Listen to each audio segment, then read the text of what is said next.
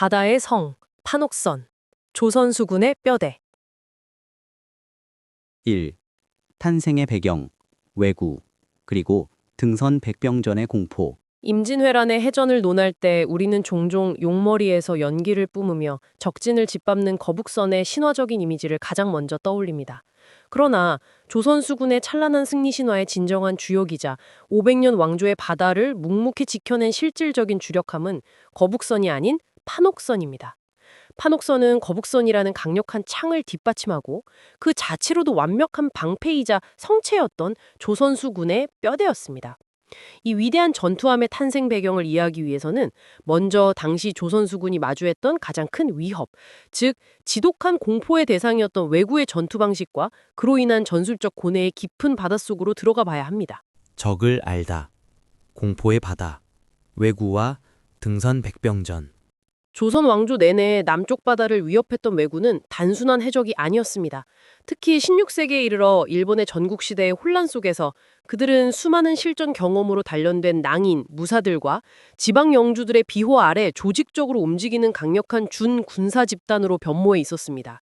그들의 힘의 원천은 바로 등선 백병전이라 불리는 세계 해전사에서도 유례를 찾기 힘든 독특하고도 잔혹한 전투 교리에 있었습니다. 이 전투의 핵심은 자신들의 강점인 개인 전투 능력을 극대화하는 데 있었습니다. 일본의 주력 전투함이었던 세키비네는 이러한 목적을 위해 완벽하게 설계된 포식자입니다. 배의 밑바닥은 저항을 줄이기 위해 뾰족하게 만들어졌고 선체는 속도를 높이기 위해 가볍고 날렵했습니다. 이 배의 유일한 목표는 적선과의 포격전을 피하고 최대한 빠른 속도로 적선에 접근하는 것입니다. 일단 사정거리에 들어오면 그들은 쇠로 만든 갈고리를 던져 두 배를 단단히 묶습니다. 그리고 그 순간 세키분의 갑단 위에서 뭉클이고 있던 수십 명의 일본 무사들이 날카로운 일본도 카타나를 번쩍이며 함성을 지르고 조선의 배 위로 맹수처럼 뛰어듭니다. 일단 백병전이 시작되면 전세는 급격히 일본 측에 유리해집니다. 오랜 전란으로 단련된 일본 무사들의 검술 능력은 당대 최고 수준이었으며 그들은 좁은 갑단 위에서의 난전에 매우 익숙했습니다. 반면 조선의 수군은 주로 활을 쏘는 사수나 노를 젓는 격군으로 구성되어 있어 잡각스러운 백병전 상황에서는 속수무책으로 무너지는 경우가 많았습니다. 이처럼 등선 백병전은 조선 수군에게는 피하고 싶은 그러나 피할 수 없는 공포 그 자체였습니다. 우리를 알다. 조선수군의 한계와 고뇌. 이러한 왜구의 위협 앞에서 조선의 초기 주력함이었던 맹선은 너무나 무력했습니다. 맹선은 고려시대부터 사용되던 중소형 전투함이로 왜구의 노략질을 막기에는 여러 가지 치명적인 약점이 있습니다. 가장 큰 문제는 배의 크기가 작고 특히 배전, 선체 측면의 높이가 매우 낮다는 점입니다. 이는 왜구들이 갈고리를 걸고 뛰어오르기에 안성맞이민 완벽한 사냥감이나 다름이 없었습니다. 조선수군이 갑단 위에서 필사적으로 활을 쏘아도 왜구들은 그 화살비를 뚫고 순식간에 배 위로 올라와서 아비규환의 백병전을 벌였습니다. 또한 맹선은 구조적으로 많은 수의 화포를 싣기에도 부적합했습니다. 당시 조선은 이미 세계적인 수준의 화포 제작 기술을 보유하고 있었지만 정작 그 화포를 안정적으로 운용할 해상 플랫폼이 없었습니다. 이는 마치 강력한 엔진을 가지고 있음에도 불구하고 그 엔진을 싣고 달릴 튼튼한 차체가 없는 것과 같은 상황이었습니다. 조선의 조정과 수군 지휘관들은 이 뼈아픈 전술적 열세 속에서 깊은 고뇌에 빠지게 됩니다. 우리는 왜 바다에서 저들에게 계속 지는가? 우리의 활과 포는 저들보다 강력한데 왜 그 힘을 제대로 발휘하지 못하는가? 이 질문에 대한 답을 찾는 과정에서 조선 수군은 혁명적인 발상의 전환을 이루게 됩니다. 새로운 패러다임의 탄생, 한포, 바다의 새로운 지배자. 전술적 열세를 극복하기 위해 조선은 완전히 새로운 개념의 전투함을 구상합니다. 그것은 바로 적의 게임에 말려들지 않고 우리의 게임으로 전장의 규칙을 바꾸는 것입니다. 왜구의 강점인 백병전은 원천적으로 봉쇄하고 우리의 강점인 화포의 위력을 극대화한다. 이 단순하고도 명쾌한 문장이 바로 판옥선의 핵심 설계 철학이 됩니다. 이를 실현하기 위한 구체적인 전술 목표는 다음과 같습니다. 첫째, 적이 배 위로 뛰어오를 수 없도록 배전을 최대한 높고 견고하게 만듭니다. 둘째, 적의 조속이나 소형 화포 공격을 견딜 수 있도록 선체를 두껍고 튼튼하게 만듭니다. 셋째, 천자총통과 같은 무겁고 강력한 화포를 다량으로 싣고 발사 시의 충격을 견딜 수 있는 안정적인 구조를 갖춥니다. 넷째, 적선의 접근을 허락하지 않고 안전한 원거리에서 일방적으로 포격하여 격침시킵니다. 이것은 기존 해전 패러다임을 완전히 뒤엎는 혁명적인 발상이었습니다. 해전의 주체를 칼을 든 병사에서 화포를 탑재한 배 그 자체로 전환한 것이기 때문입니다. 이는 개인의 용맹함과 검술에 의존하던 중세적 해전 방식에서 벗어나 기술력과 화력에 기반한 근대적 함대 결전 사상으로 나아가는 첫걸음이었습니다. 판옥선은 바로 이 위대한 기술적, 전술적 패러다임의 전환을 실현하기 위해 태어난 조선의 모든 해군사적 고뇌가 집약된 결정체였습니다. 이 새로운 개념의 전투함이 완성되었을 때 조선의 바다는 새로운 시대를 맞이할 준비를 마쳤습니다. 2. 구조의 혁신, 움직이는 해상 요새. 판옥선은 적을 배 위로 올리지 않고 멀리서 강력한 화포로 격파한다라는 새로운 전투 교리를 수행하기 위해 이전 시대의 군선과는 차원을 달리하는 몇 가지 혁신적인 구조를 채택했습니다. 이는 단순히 배의 크기를 틔우거나 모양을 바꾼 수준의 변화가 아니었습니다. 그것은 해전의 개념 자체를 바꾸어 놓은 조선의 과학기술과 전략적 사고가 집약된 위대한 발명이었습니다. 판옥선의 주조를 깊이 있게 해부해보면 우리는 그것이 왜 움직이는 해상 요새라 불리기에 손색이 없었는지를 명확히 이해할 수 있습니다. 공간의 혁명, 판옥. 전투와 기동의 완벽한 분리. 판옥선의 가장 핵심적이고 혁명적인 혁신은 갑판을 2층 구조로 만든 것입니다.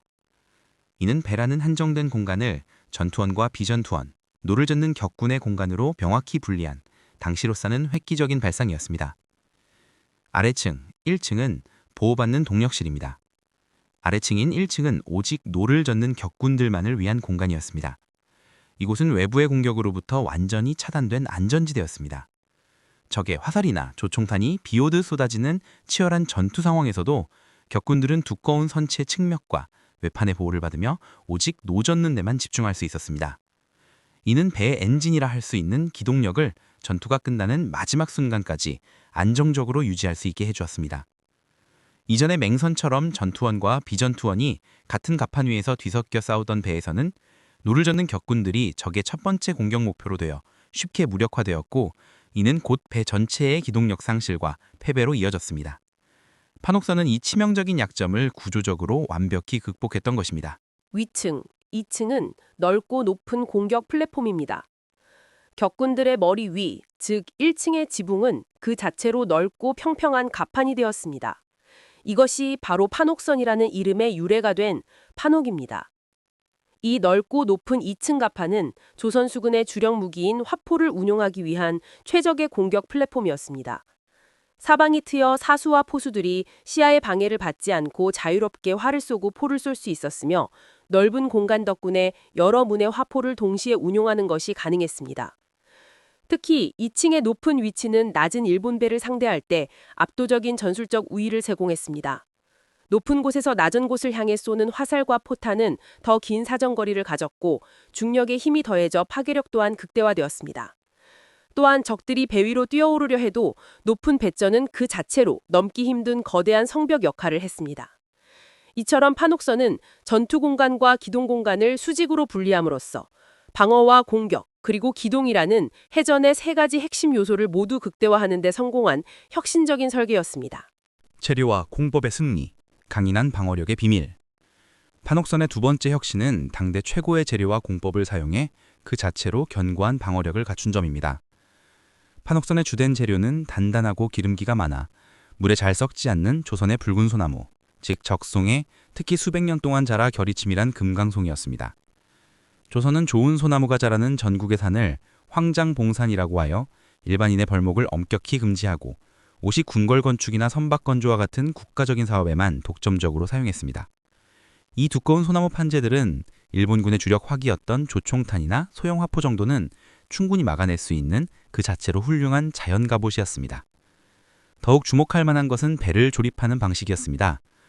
당시 일본 배를 비롯한 많은 선박이 판재를 연결할 때 쇠못을 사용했던 것과 달리 판옥선은 나무와 나무에 홈을 파서 끼워 맞추고 거대한 나무못으로 고정하는 판재 결합 방식을 사용했습니다.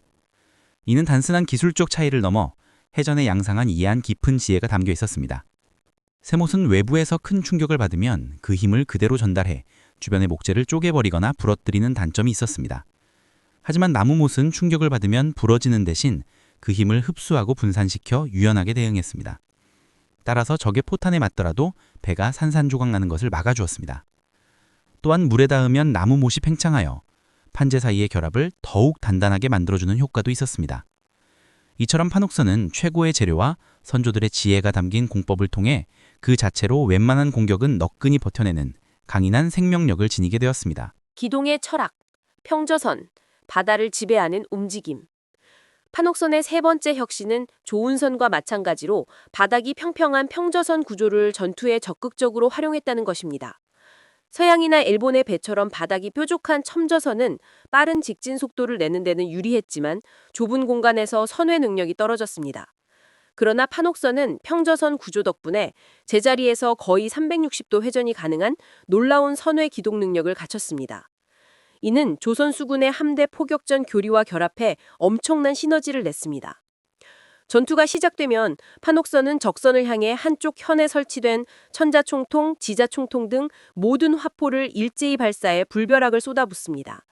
그리고 포의 재장전이 이루어지는 동안 노를 젓는 격군들이 신속히 배를 제자리에서 180도 회전시킵니다.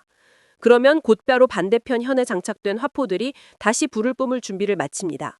이른바 전위 포격이 가능했던 것입니다.